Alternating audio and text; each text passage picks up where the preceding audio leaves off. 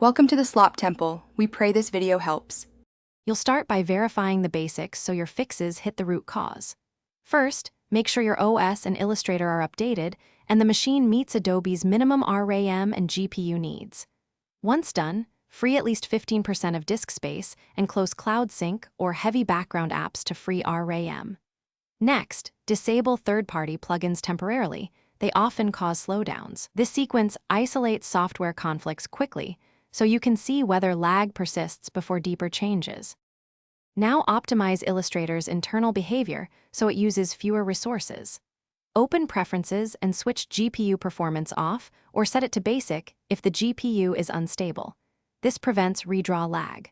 Then lower undo levels and set raster effects to 150 ppi or 72 ppi for large files. That reduces real-time processing. Make sure documents and scratch disks are on an SSD, and periodically purge memory caches. These changes trade some real-time fidelity for smooth interaction, which matters when you're actively editing. Finish by resetting and isolating persistent problems so you get a clean baseline. Reset Illustrator preferences on launch to remove corrupted settings. This often fixes odd, slow behavior. If that doesn't help, update or reinstall the app and update GPU drivers. Driver mismatch causes many performance stalls. Make sure to test in a fresh OS user account to rule out profile-specific conflicts. If you still see lag, the key troubleshooting tip is to create a minimal test file and